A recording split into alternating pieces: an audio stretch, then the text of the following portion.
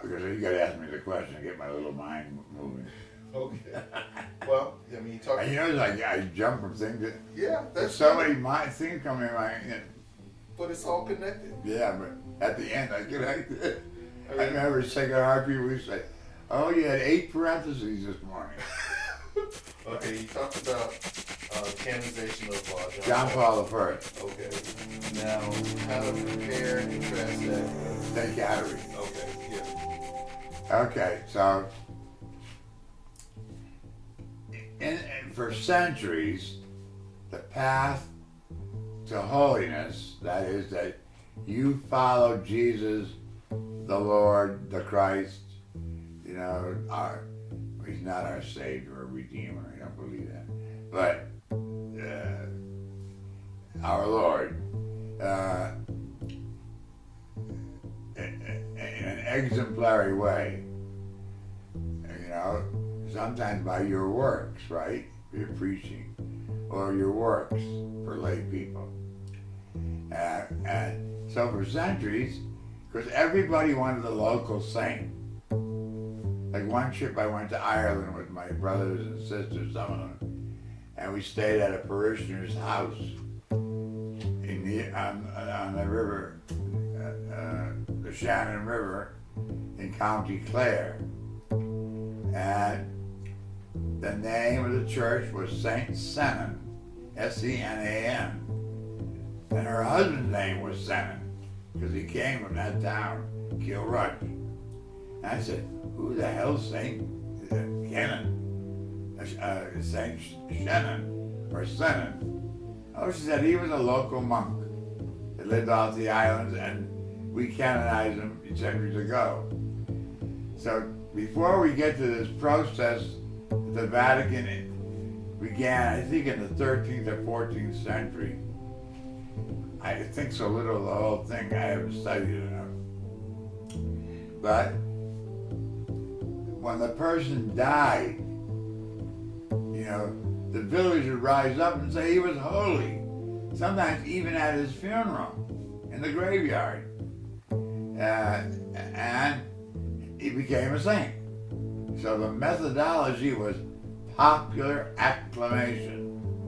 It was particularly true in Ireland, where they had thousands of saints that nobody ever heard of. And what I laugh about is all the people named after Kevin and Kieran and all them. Don't know they're named after relatively obscure saints. Because it was the process, you know, of acclamation. So Saint Senan's body is buried under the altar, I think, and a lot of the kids are named Senan or Shemin after the patron saint of the town that you're living in, Kilrush. Okay. So that went on for centuries, and then the church began to say, oh, some of these people weren't too holy. Okay? So they said, when people got away from the superstitious rubbing of relics or village life, which almost demanded your own patron saint, you know, then they began to say, we got to do something. There's too many really not totally holy people getting canonized. Now there's a funny story, which is true, and you can see it when you go to Italy.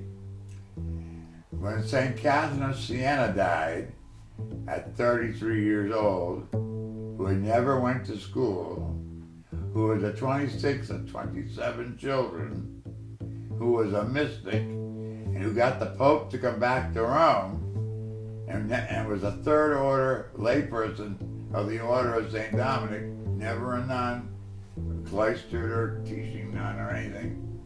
That woman from Siena, her father, I think, was middle class, was raising 27 kids, and I never have no money to do that. And they were a noisy family, and she was a mystic. She'd get in the presence of God in a minute. Anyway, when she died, everybody said, she's a saint, no doubt about it. but she happened to die on a visit to Rome. I forget, either as a pilgrimage or to go see the Pope. Now that he was back in Rome. I think he got back to Rome before she died, I forget. Anyway,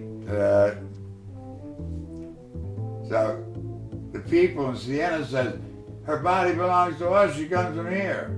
And the people in Rome said, no, her body belongs here because she died here. So they, come in. They almost went to war over it. So the Dominican, that heard her confession, her spiritual director, he said, there's only one solution, cut her head off. So, and a finger.